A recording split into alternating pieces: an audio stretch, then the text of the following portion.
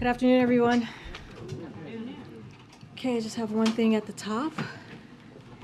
Sorry, I just ran here, so I'm a little out of breath. Okay, so today the President and the First Lady will host a screening of Till, the story of Mammy Till Mobley, who pursued justice after the lynching of her 14-year-old son, Emmett Till, in 1955. Invitees include cast of the film, the family of Emmett Till, students, civil rights leaders, historians, and families of victims of hate-fueled violence.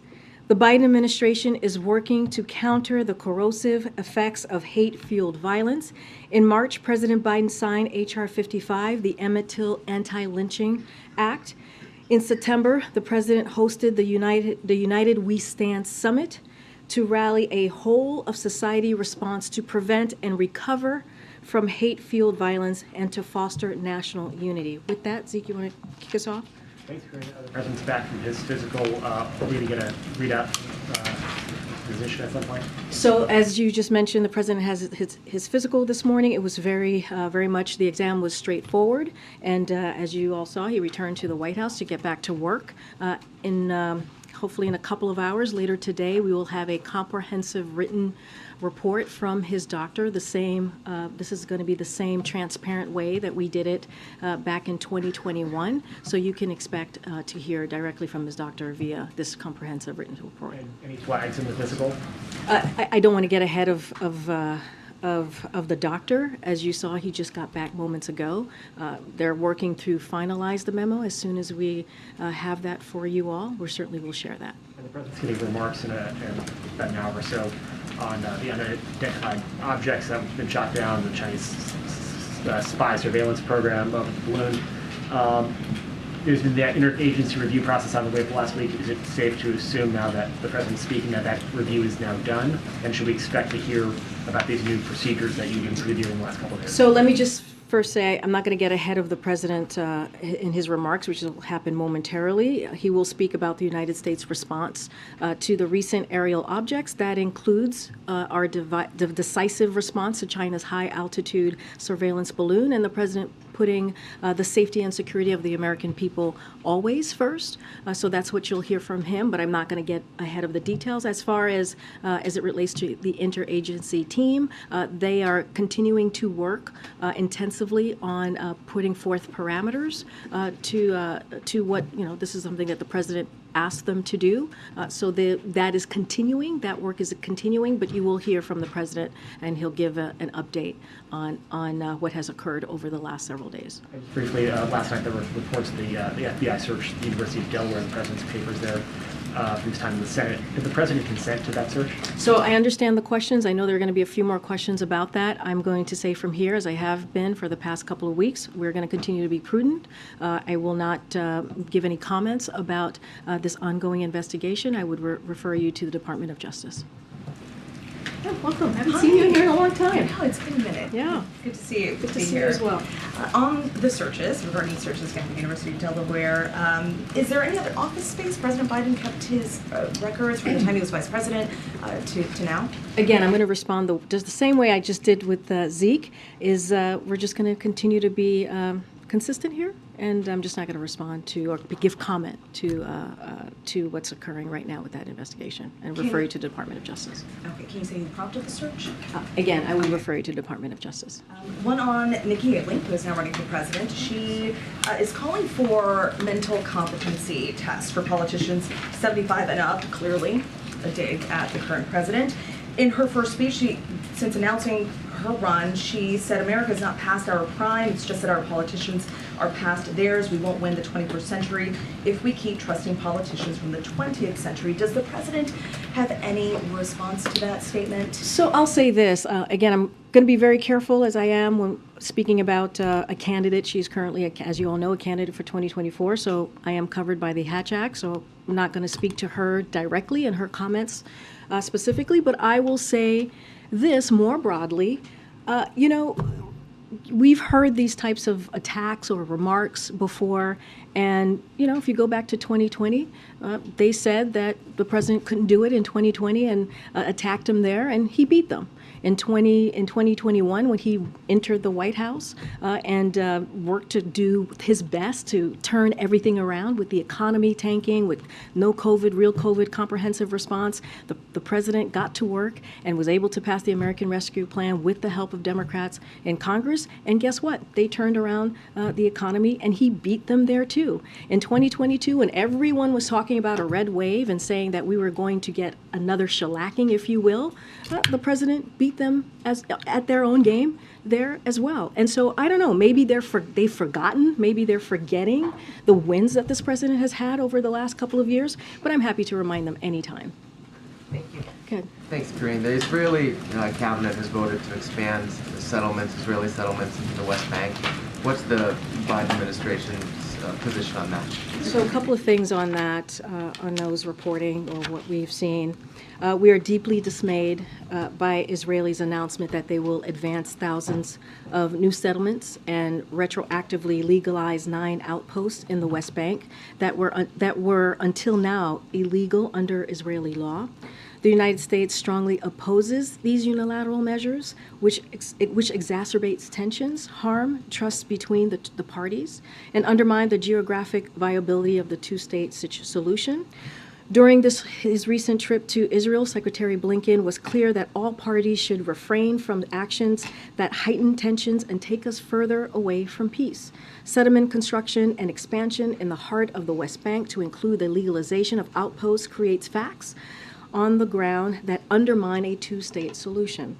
It has been long-standing U.S. policy under both Republican and Democratic administrations that settlements are counterproductive to the cause of peace. The Biden administration maintains this firm opposition to the settlement expansion, and that is where we are with that at this time. One other topic. Has the White House been in touch with Senator Manchin about his comments or his push that there should be talks about the debt ceiling and a reduction in So I'll spending? say more broadly, our team here is in regular communication with Senator Manchin. We've had clearly close relationship with him and working on key historic pieces of legislation over the past 2 years. Look, the president's stance on negotiation stands, right, which is he does not believe, as it relates to the debt ceiling, that we should be negotiating. That is not his belief. His belief, it is the constitutional duty of Congress to deal with the debt ceiling, just like they have done multiple times, 3 times with the last president. There should not be conditions around this. We should not be negotiating. And again, if they want to talk about ways to lower the deficit, like the president has done the last 2 years, $1.7 trillion, the president has said, he said yesterday in his State of the Union address that his fiscal plan, his budget will lower the deficit by another $2 trillion. Clearly we'll have more to share on March 9th. He's willing to have that conversation. He's willing to see what Republicans are going to put forward and how they see dealing with the budget in a fiscally responsible way. But as it comes to the debt ceiling, we're going to continue to be where we are. He mentioned this yesterday in his speech, which is he doesn't believe that we should be negotiating. Another UK administrator was visiting East Palestine today. I was wondering, the Ohio governor was talking about efforts to federal support, said that they still have not gotten an indication from FEMA that they could get support at this point. What are the hurdles there that you guys see on the administration side? So the governor, as you mentioned today, asked for additional public health testing and assessments. We're deploying teams from HHS and the CDC now. As you all know, these needs are much more expansive than what FEMA can meet. And so FEMA is on the front lines when there is a hurricane or tornado. As you know, you've seen the president visit devastated areas across the country. This situation is very different. And so that doesn't mean FEMA isn't supporting response. They indeed are. This is a multiple agency response that are folks that are involved, as I just mentioned, HHS, CDC, EPA as well. And they are coordinating with the Emergency Operations Center and working closely with the Ohio Emergency Management Agency. Each federal agency has its own unique role here. And we've mobilized an interagency team to get the people of Palestine, of East Palestine, to be more exact, the support that they need. And look, our priority, as I said 2 days ago, is the health and safety of the community. That is indeed our top priority for the moment as we look at what they're dealing with in Ohio. And just one more on a foreign policy topic. China yesterday warned or threatened, I guess, of countermeasures against U.S. entities in response to the shoot-down of their spy balloon. Today, they've sanctioned 2 U.S. defense contractors. Is there any response there, and what does this mean for the bilateral relationship? So the way that we see that there's the sanctions that you just mentioned is that these are symbolic and measures and unnecessary. That's how we view them. And look, China can speak to their own actions, but again, we see them as symbolic and unnecessary. Go ahead, Michael. Thanks, Karine. The other mic. I'm sorry. There's 2 mics. Okay, go ahead. On the train derailment in Ohio, Secretary Buttigieg has gotten some criticism, some of it, much of it in Ohio, some of it from Democrats and Republicans, who argue that he waited too long to respond, and then he's seemed to be fixated on trying to deflect blame to the previous administration. So does the president, is he satisfied with the government's response to this derailment? And does he have confidence and continue Yes, to have confidence in absolutely. I can answer that very quickly and very with confidence from here that we do have absolute confidence in Mayor Pete. And I always say that, Secretary Buttigieg. All right. Thanks. Go ahead. Thanks, Karine. There's been some reporting about this, but it would be great to hear about it from you. When did the U.S. first begin tracking the balloon? Was it when it first took off from Hainan Island? So that's a good question. I know that the Pentagon has answered that before, actually laid out a timeline of when that all occurred. I don't have that in front of me to share with all of you, so I would point you to the Pentagon. And so, again, they've had detailed information on the tracking of the balloon and when it was first, I guess, seen or visible to them, and also laid out when the president was informed. I just don't have that it's in great detail. I just don't have that in front of me at this time. And has the intelligence community now concluded that it likely began heading east but veered off course, and that's why it ended up traversing the United States? So look, I want to be really mindful here because I have heard this before. I don't have any specifics to share on that. You're talking about the Hawaii and the Guam piece to this. So I just want to be super careful there, and I would probably refer you to the Pentagon. And what we think that they are doing is they are deflecting. They're coming up with excuses and trying to spin this. And at the end of the day, their surveillance balloon was indeed in our airspace, and they said it was, as you all know, they said it was a potential weather balloon, which it was not, and so it's been very clear. All of the American people, the entire world saw what China did, and it was irresponsible. Chinese officials were initially not very responsive, for example, when the Secretary of Defense tried to get a hold of them. Are they being more responsive now? So I'll say this, our approach with China is going to continue to be calm, resolute, and practical. And we have said this before, we are going to continue to keep our airways, our communication lines open and continue to have those conversations as we have been before the China surveillance balloon and after. But look, again, what they did was irresponsible. It is up to China to decide how they want to move forward with this relationship. As you all know, the president and President Xi met at the G20. They said that they would be good actors. They were a country that we can work with. And let's see, are they going to build on that and show that is something that they are willing to do? And that's on them. But are they picking up the phone? Are they communicating? I'm not going to go into details on diplomatic conversations or discussion that's currently happening, but I can say that the lines of communication has been open. There has been discussions, like I said, days before the balloon went on its path, and certainly after. Karine, thank you so much. The Vice President said on China, kind of following up on what Nancy was asking you, I don't think this issue with the Chinese spy balloon has changed relations with China. Does the President agree with that assessment? How is the administration viewing the broader It's very much to what I was just saying, what our approach to China is going to continue to be, which is calm, resolute, and practical. We're going to, the president has been very clear, we will continue to keep open lines of communication with China. That has not changed. And we saw China's behavior. It was irresponsible and visible. Changed in the wake of this, Karine, because we heard a lot of top officials say clearly this was a violation of the U.S. sovereign airspace. And you've heard us say this from here, too. It was a violation of U.S. airspace, and we have been very clear with our communications with China. That has not changed. You saw how Secretary Blinken postponed his trip to China because of their irresponsible behavior.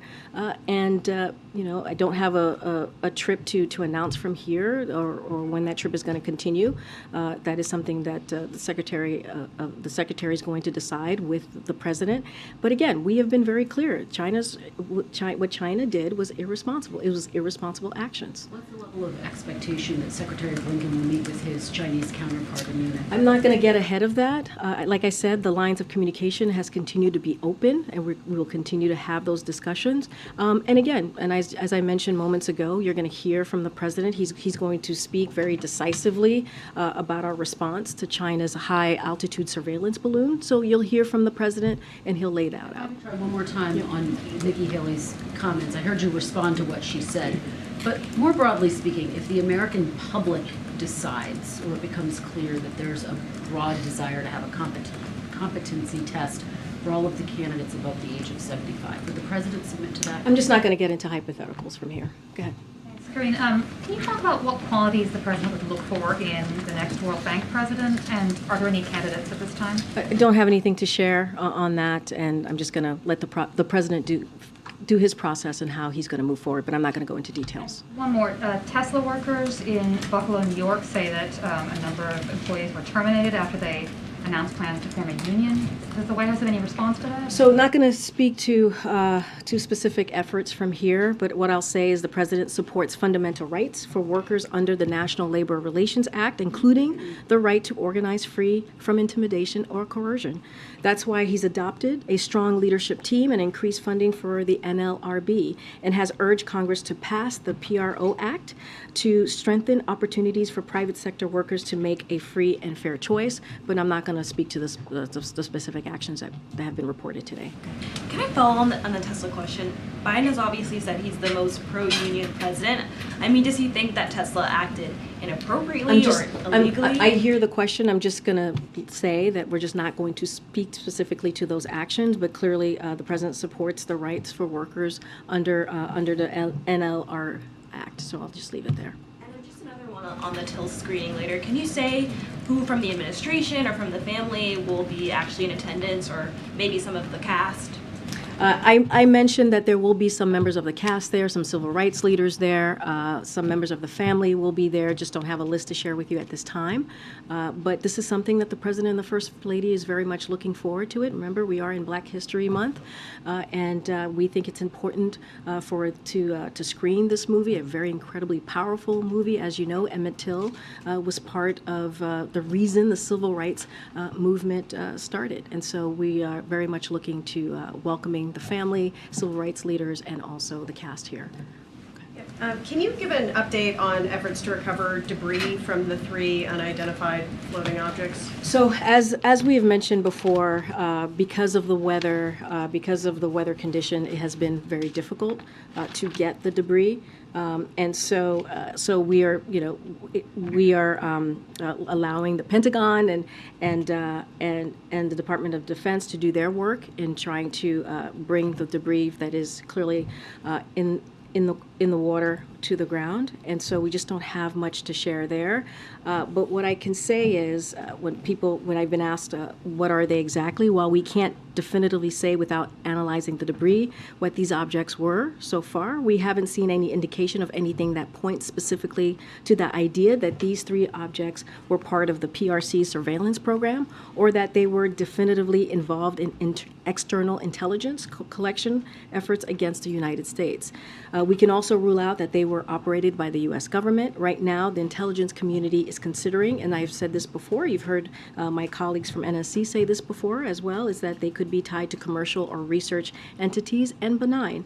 Efforts are actively underway at all sites to find what is left of these objects so that we can better understand them. The president has directed his team to make sure that we're briefing Congress on a regular basis, as you have seen us do the last 2 days. But again, because of the weather, because it is February and it has been very difficult to get the debris from the objects, it has taken us some time. As the president plans this trip to Poland, polls indicate that public support is shifting away from the war in Ukraine, or at least that there's growing public concern that too much is being spent on this war helping Ukraine. Is part of the goal of the president's speech to speak to a domestic audience, or is this primarily about the global, meeting with leaders? I would say more broadly, anytime the president speaks, he's clearly speaking as well to the American people, even if he's abroad. And so I think that's always important to note. Look, this is going to be the 1 year he's going there ahead of the 1 year anniversary and sending a strong message of solidarity. And the president understand and to reaffirm, right, our support for the Ukrainian people as they're fighting back against a brutal war that Russia started almost a year ago. And the president believes it's important to show that solidarity. It's important to show our partnership and that we are indeed supporting our NATO allies. And so that's what you're going to see. And also the eastern flank, right? We're going to Eastern Europe, as you just mentioned. And so, look, we're going to show that unity. We're going to show that support. We're going to show that it is important to be there when a country is fighting for their democracy, fighting for their sovereignty. And that's what you're going to see from the president. And of course, anytime the president speaks, he's of course speaking as well to the American people. The mayor of East Palestine said yesterday was the first time he had heard anything from the White House about the train derailment. Could you talk a little bit about the White House's outreach and what you plan to do in the days ahead and why you hadn't reached out earlier? So again, the health and safety of the community is our top priority. I mentioned, I believe on Tuesday, that EPA had been on the ground since February 4th. And so they have been on the ground for some time, but I can give you a little bit of where we are today. President Biden spoke directly to Governor DeWine to offer federal assistance, and the EPA administrator, Michael Regan, is in East Palestine now. I believe he's going to be holding a press conference in about 20 minutes or so, and to talk about the ongoing efforts and what we're doing on the ground. Multiple federal agencies have been on the ground, as I just mentioned, some of them since February 4th, working hand in glove with the state and local officials who are leading the emergency response efforts. They're working to get to the bottom of what caused the derailment, monitoring air quality, collecting soil samples, testing surface and groundwater for any contaminants. And I know we understand the residents are concerned, as they should be, and they have questions. That's all understandable. And we're going to get to the bottom of this. We're going to try and figure out an answer to what occurred. So we're going to get through this together. We're going to hold Norfolk Southern accountable. And right now, our message to folks in Ohio in that area is to listen to your state and local officials. It is important to listen to them, to allow them to do their work, and we are going to do everything that we can to keep that community healthy and safe and get to the bottom of this as well. Okay. Thank you, Karine. About the president's health, more broadly than the doctor's report and so on that we're waiting for, can you speak to how confident he is that he's going to feel up to it? He's going to feel good getting up in the morning to do this job, very grueling job, not just today or even in 2 years to finish out this term, but in 6 years from today, when he would obviously be 86. Yes. Yeah. Yes. Well. Yes, you asked me if he's going to be up to it. Yes. No. I asked, are you? Does he express how confident he is? I mean, look. We get this question a lot, as you all know. And here's what I have to say about it. The president always says this, which is watch him. And if you watch him, you'll see that he has a grueling schedule that he keeps up with, that sometimes some of us are not able to keep up with. He was State of the Union. I believe he spent 90 minutes speaking to congressional members in front of him, to the American people. After that, he spent an hour shaking hands and saying hello and greeting the congressional members and their guests. And this is a president that works day in and day out, in a grueling fashion, with a grueling schedule, and delivers. And let's not forget, it is interesting that we get this question about this president, who has had one of the most historical presidency in his first 2 years than any other president, almost any other president. And you think about the historic pieces of legislation that he's gotten through that many have made jokes about. You think about the bipartisan legislation, bipartisan infrastructure law that, the last guy joked every week that it was infrastructure week and could not get it done. Many presidents tried to get that done and could not get it done. And this president did it in a bipartisan way. And there's a long list that I can go through. I know you guys don't want to hear me go through them at this time, but we have talked about them over and over and over again. And it is surprising that we get this question when you look at this record of this president and what he has been able to do and deliver for the American people. And he is able to do that because he's clearly capable in so many ways and so many levels. And he's going to continue to do that in the years coming. Go ahead. Thank you. There is an interagency delegation that's visiting Riyadh, Saudi Arabia currently, and they're meeting with high-level officials from GCC countries. Is the meeting meant to counter Iran activities in the region? Is it strengthening the relationship with the GCC countries, especially in counterterrorism?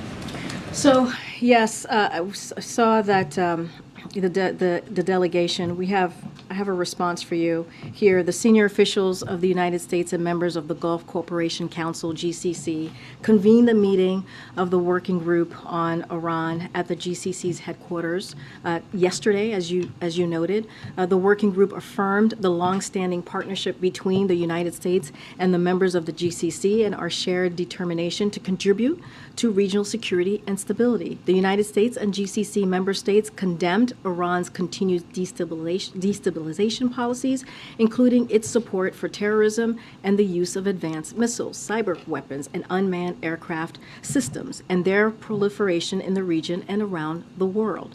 The United States and GCC member states raised their grave concern about the Iranian military's deepening two-way cooperation with state and non-state actors, including Iran's ongoing provision of conventional weapons, advanced missiles, and the UAS systems to the Houthis that have prolonged the conflict in Yemen, worsening the humanitarian disaster there. They further underline that Iran's nuclear advances, as documented by the IAEA, have no credible civilian purpose and are gravely exacerbating regional and global tensions.